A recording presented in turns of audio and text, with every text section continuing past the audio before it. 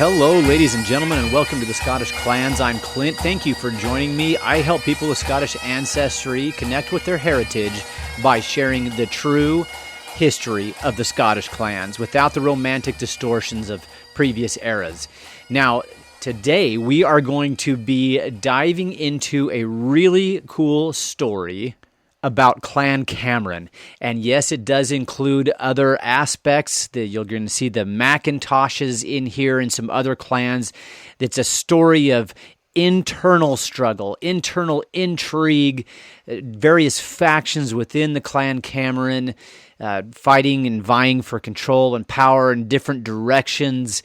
This is not the type of thing you're going to see in a quick Google search result.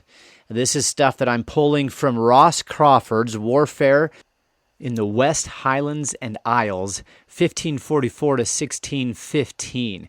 I do have a little bit of my own merch. That's right, I've got my battle shirts, a nice, athletic, fitting, comfortable t-shirt that has your clan's name on the front left of the shirt, and on the back, a scroll with your clan's war cry. In cases where we couldn't find an institutionalized war cry, which actually does not exist for every clan, we took the heraldic motto. Another thing we offer is clandanas, just a bandana with your clan's tartan on it and the name of your clan along one side of it. So if that sounds interesting to you, then go to the link that I'll have below for that. Here's the story. Nestled in the dramatic landscape of Lochaber, where the jagged peaks of Ben Nevis pierce the sky and the deep waters of Lochiel, Loch Arkaig, and Loch Lochy wind through verdant glens like veins of liquid silver, the story of Clan Cameron from 1569 to 1614 unfolds as a tapestry of intrigue, violence, and political maneuvering. This era, marked by the assassination of a chief and culminating in a desperate rebellion, was far more than a simple internal power struggle within the clan. It served as a microcosm of broader Scottish Highland dynamics, where local feuds became entangled in the ambitions of powerful Lowland earls. At the forefront were two titans, Archibald Campbell, the 7th Earl of Argyll, and might I add, not a Lowlander, a shrewd Protestant magnate whose influence sprawled from the Campbell heartlands and Argyll across the western Highlands and Isles, and George Gordon, the 6th Earl, elevated to First Marquess in 1599, of Huntly, a Catholic powerhouse dominating the central and northern Highlands through his Gordon kin. These men, rivals in religion, politics, and territorial expansion, treated Lochaber as a contested frontier, using the Camerons as proxies in their bid for supremacy. Key players within the clan included Donald Dhu Cameron, the ill-fated captain whose murder ignited the chaos, his heir, Alan Cameron of Lochiel, a resilient figure who navigated exile, battles, and betrayal, and challengers like Ian Dhu Cameron of Erracht and his son Ian Bodach, alongside Alastair Cameron of Glen Nevis, whose ambitions fueled the clan's divisions. To understand the depth of this conflict, one must first trace the Camerons' historical roots and shifting allegiances, which set the stage for external interference. The clan's origins in Lochaber trace back to the 15th century with early charters from the MacDonalds of Lochaber, lords of the Isles, granting core territories such as Lochiel, the chiefly estate, Glen Nevis, Mamore, and Letterfinlay. In 1472, Alan Cameron, the clan's captain, secured these lands and married Marion, or Mariotta, daughter of Gillespie of Lochaber, forging a bond with the powerful MacDonald lineage. His son, Eoin MacAllan, expanded these holdings with additional grants in 1492, which were later confirmed by King James IV in 1495, following the forfeiture of the lordship of the Isles in 1493, a pivotal event that shattered the old Gaelic order and opened the Highlands to crown and magnate encroachment. Yet, by 1534, the Camerons had pivoted dramatically, becoming tenants under the Earl of Huntly, integrating into the Gordon sphere of influence in the Central Highlands. This shift did not entirely sever ties to their MacDonald past. Indeed, the Camerons aided the Clanranald branch of the MacDonalds in the 1540s during their wars against the Frasers of Lovat. However, Huntly's brutal execution of Eoin MacAllan in 1546 for his alleged role in the infamous Battle of Blar na Lania, or the Battle of the Shirts in 1544, a chaotic clash between Frasers and MacDonalds that left scores dead in the summer heat, planted seeds of resentment. Eowyn's death, followed by the Camerons' involvement in subsequent raids, highlighted the clan's vulnerability to manipulation by greater powers. The immediate catalyst for the 1569 to 1614 saga was the assassination of Donald Dhu Cameron around 1569. As grandson of the executed Eoin MacAllan, Donald Dhu inherited a chiefship already riddled with familial disputes. His uncles, from Eowyn's second marriage to a daughter of the Macintosh chief, Eoin of Erracht and Eoin Dhu of Kinlochghill, had long contested the line of succession. Tensions boiled over in 1550 when Eoin Beg Cameron, Donald Dhu's brother, was accused of murdering Eoin Dhu MacEoin, a kinsman, in a fit of rage. When Eoin Beg died without issue around 1553 or 1554, Donald Dhu assumed leadership, but the Erracht and Glen Nevis branches simmered with grievances over inheritance and authority. By 1569, Eoin Dhu of Erracht, Donald Dhu's cousin, orchestrated the killing, allegedly with support from Glen Nevis kin. The murder plunged Lochaber into what Gaelic tradition later romanticized as a period of anarchy, haunted by legends of An Tailor Dhu, the Black Tailor, a mysterious warrior who roamed the glens embodying the lawlessness and perhaps serving as a folkloric stand-in for the clan's fragmented fighters. In the vacuum of leadership, the young heir, Alan, most sources identify him as Donald Dhu's son, though some ambiguous records suggest a nephew, was exiled to the Isle of Mull, fostered for safety among his mother's people, the MacLeans of Duart. From 1569 to 1577, rival factions vied for control. One backed Donald MacAllan Vicioen, another grandson of Eoin MacAllan. Another may have rallied around a purported son of Eoin Beg. Judicial proceedings underscore the chaos. In April 1572, 25 Camerons were denounced as rebels for the murder, with the complaint initiated by Donald Dhu's brother Eoin Dhu. By July 1573, Eoin Dhu of Erracht and 34 accomplices faced charges and fines were imposed on neighboring chiefs like Ushton Fraser of Lovat and Lachlan Macintosh, implying their complicity in the coup, perhaps to weaken Huntly's hold. Remarkably, no executions followed. Highland justice often prioritized bonds and fines over terminal punishment, allowing feuds to fester. During this interregnum, Argyll likely extended covert support to the Erracht faction, as evidenced by later bonds and sureties, while Huntly's influence waned, creating an opening for Campbell encroachment. Alan's return in 1577 marked a turning point.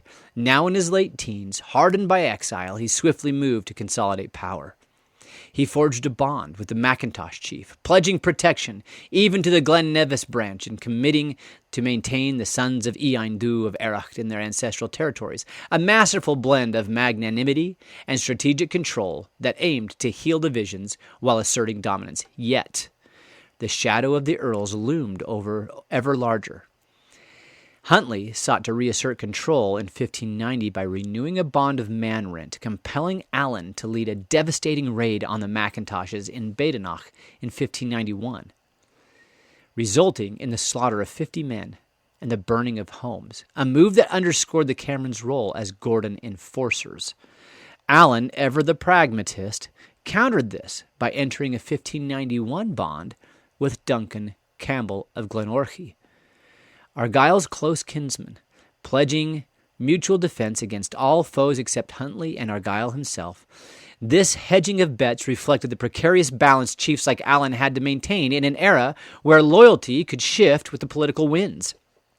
The Battle of Glenlivet on October 3, 1594, crystallized the Camerons' divided allegiances and the earls' rivalry. Set against the backdrop of Huntly's Catholic-led rebellion against the Protestant crown forces commanded by Argyll, The clash pitted religious and territorial ambitions head-on. Allen, dispatched as an envoy to Argyle's camp to plead for peace and spare his poor tenants from devastation, found himself in a moral and strategic quagmire.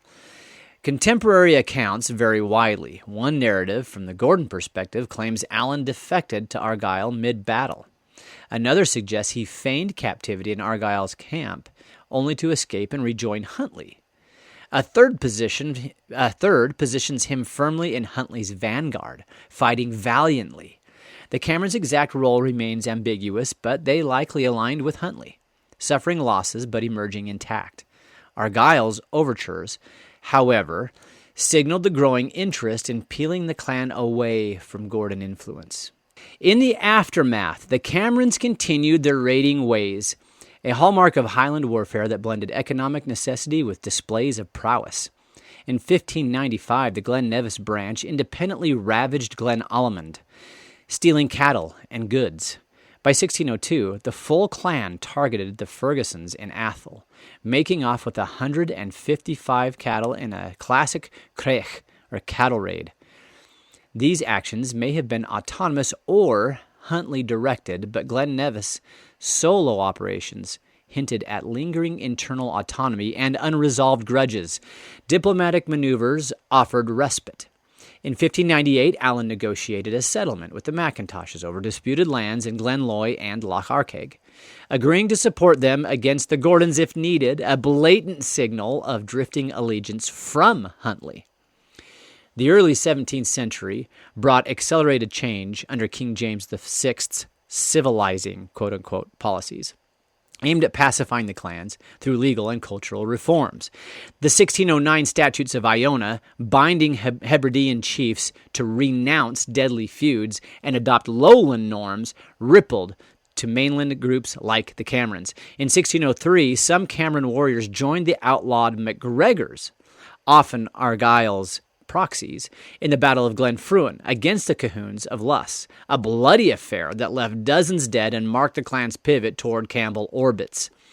Argyle's acquisition of the Sassin, or legal title to Lochiel, in 1609, that might be pronounced Sassin, I don't know, to Lochiel in 1609 from the MacLeans of Lochbuie was a masterstroke. Rather than seizing the lands outright, he confirmed Allen as tenant, effectively supplanting Huntley as overlord. James Primrose, the Privy Council clerk, captured Huntley's seething response in vivid detail. The Marquess demanded Allen renounce Argyle's security and accept his own instead. Allen demurred, protesting undying loyalty to the House of Gordon while clinging to the Campbell Charter. Huntley, harboring deep miscontentments, resolved to undo him entirely. Huntley's retaliation revived the clan's old wounds. He approached Ian Bodach, son of Ian Dhu of Errecht, and Alastair of Glen Nevis, offering them formal investment in Allen's chiefly lands, likely around September 1610 or February 1612, as tensions escalated. Meanwhile, Allen pursued the Crown's agenda, hunting the proscribed MacGregors in exchange for promised tenancy rights. Some Camerons balked at this service, decrying favoritism toward quote-unquote broken men, like the MacGregors, and perhaps ideologically opposing the shift from traditional raiding to government alignment. In 1610, the Camerons reconciled with Clan Ranald over Knoydart disputes. But by 1611, Allen's alliance with the Campbells led to clashes with Huntley's adherents, including the Macphersons and Clan Chatton, who sheltered MacGregors. The capture of Keppoch's heir during one pursuit may have been Gordon-orchestrated sabotage. Open mutiny erupted in February 1612. The rebels, including Ian Bodach and Alastair, openly defied Allen, framing their uprising as resistance to his pro-crown policies, which threatened the clan's warrior ethos and independence. Primrose's account provides a thriller-like narrative of Allen's response. He met the insurgents in apparent good faith, offering reconciliation and land assurances. They feigned agreement but refused a written pledge, insisting he visit Huntley directly, a transparent trap. Described as like an old subtle fox, Allen played along, secretly traveling to Edinburgh for counsel, where he uncovered the full ambush plot. Returning under cover, he mustered 120 loyal men, concealing them in a nearby forest. Accompanied by only 6 companions, he confronted the rebels again. As grievances were aired, the attackers struck with drawn swords, intent on murder. Allen bolted toward the woods, arrows whizzing past as he dodged death. His hidden force then ambushed the pursuers, turning the tide in a frenzy of steel and shouts. The outcome was decisive. 20 rebels slain, including Ian Bodach and Alistair. 8 captured. The survivors scattered into the mists. The crown's reaction was swift and severe. In December 1613, Allen was denounced as a detestable and odious murderer, with a 1,000-pound bounty placed on his head to be pursued by Huntly's son, the Earl of Enzie, or Enye maybe. Expeditions ensued, but Highland solidarity frustrated them. Chiefs like the MacLeans of Duart and Lochboy sheltered Allen, defying royal commands. One Gordon source claims Allen surrendered briefly in Inverness, but this remains unverified and dubious. Outlawed and hunted, Allen evaded capture until his remission on June 28, 1624, a testament to his cunning and networks. Allen Cameron of Lochiel died in 1647. At around 85 years old, his life a whirlwind of conflict that nearly unraveled his clan. As William Drummond of Hawthornden lamented in a later poem, Allen's too much bravery had pushed the Camerons to the brink, yet his son, Donald, inherited a more stabilized estate. This saga illuminates the brutal calculus of Highland warfare. Chiefs like Allen balanced kin loyalty, land rights, and survival amid magnate rivalries. Argyll and Huntly's contest transformed family fractures into proxy battles, hastening the crown's quote-unquote civilizing grip and signalizing the twilight of the age of forays.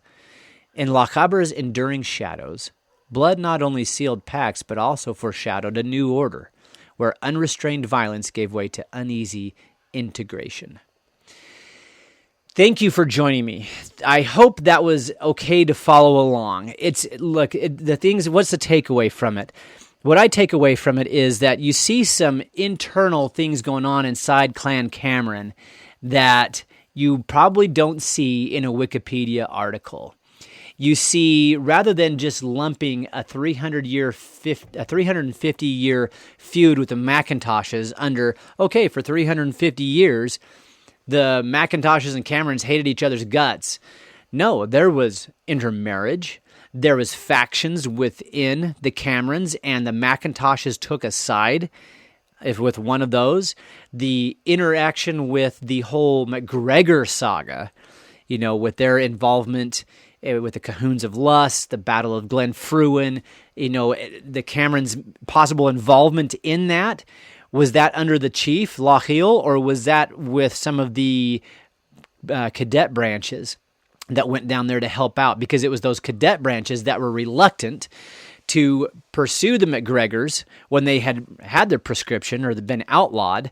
Those branches of with Ian Bodach and the Glen Nevis, Alistair, they'd refused to partake in that pursuing of the MacGregors, while the chief, Allen of Lochiel, actually agreed to it.